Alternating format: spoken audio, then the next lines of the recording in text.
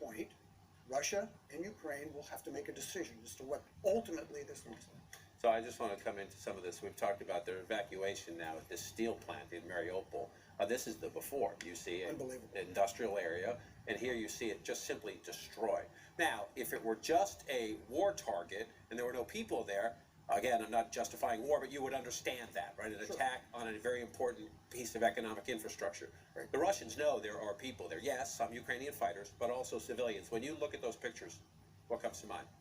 Well, clearly, the devastation that's taking place, the lack of the rules of land warfare are not being adhered to at all by the Russians. They really simply do not care. Their objective is to wear down the morale of the Ukrainian people and to create a wasteland. Putin has no desire to leave Ukraine, and he has no desire to try to rebuild it. This produces for him, in addition to a desired buffer zone. There are a lot of people watching who probably want to push back on the point you just made, that you think inevitably, at least for a short period of time, at some period of time, we get a divided Ukraine. I wanted to illustrate the point, just show this. This is where we were back on March 5th, right? The Russians were coming. They wanted to take Kyiv. They wanted to decapitate the leadership and take the country. That did not happen. So what happened instead? The Russians begin to build up, then they get pushed out, and you see the more Russian resources here, now in this part of the country. You believe this is going to continue, and that if the West is going to get more howitzers, more tanks, more anti-aircraft, what's the timeline to get it in there quickly, if there's any way to prevent what you just laid out from happening? Oh goodness, it's ongoing right now. The process is taking place, the handoff is taking place here. Ukrainian forces are coming across on designated units. They're starting to move this kit. They're continuing to move this kit at a rapid pace. The support by NATO, the support by the United States is amazingly impressive. The numbers exist right here for Russia to continue to pour into this area. The Ukrainians are magnificent in the tactical fight. What is required is to set operational objectives, which means attrit the Russians in sanctuary. Go after the targets in Russia. Don't be hesitant about that. Make the Russians suffer in sanctuary so you can set the operational conditions that would allow you maybe to push a little bit harder. I don't see that yet. It needs to continue. But I think ultimately there would be some form of a divided Ukraine. I hope I'm wrong, but I think there would be some form of a division that would take place. General Marks, grateful as always for joining our conversation. White House and national security correspondent for the New York Times, David Sanger. David, grateful for your time. So you see the speaker in Kyiv with a number of high-profile Democrats in the Congress. The embassy, the State Department wants to reopen by the end of the month. On the one hand, that's a sign to Putin that, we think you're losing. We're going to literally raise the flag again in Kyiv. But there's another piece of the strategy shift in that the White House would tell you they also believe we're in a months and months and months long slog in the East and South. That's right. So the concept here is we've now seen two significant senior delegations from the United States come in on two successive weekends.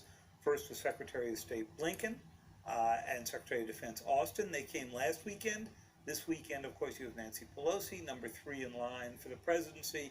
You know what that leaves. There's going to be a moment where they're going to bring President Biden in here at some time. That may be a while, but what they're trying to establish is, okay, we've got a real operating Ukrainian government. We're putting our embassy back. The Europeans are putting our embassy back.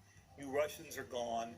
And don't mind those occasional missiles that come in and take out whole buildings and so forth.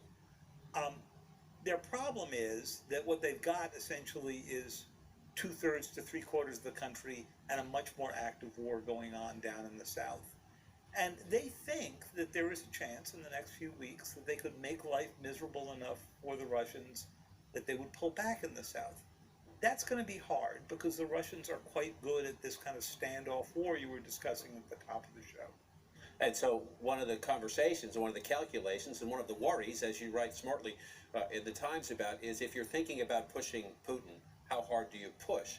Because this war, you write about the worries that it would become more into NATO territory, outside of the borders of Ukraine. And number 2, listen to the ranking Republican in the House Foreign Affairs Committee here, having conversations. A chemical weapon was dropped in Ukraine and/or a short-range tactical nuke. The question there is, would the world idly sit back and watch that happen without doing anything? In my judgment, that's beyond the pale.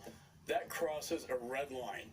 And I think if that happens, we would have to respond in kind. All right.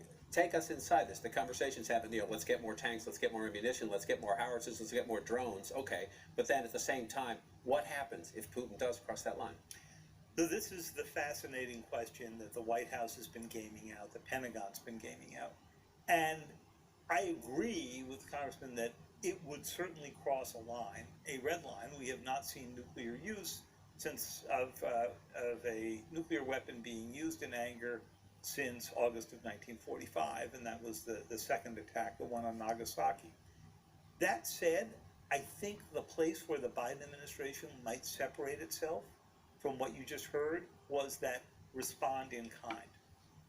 So let's just game this out for a moment. Supposing that Putin launches a tactical nuclear weapon either on Ukrainian territory or over the Black Sea, or supposing he conducts an atmospheric nuclear test, which were banned back in the 60s, right?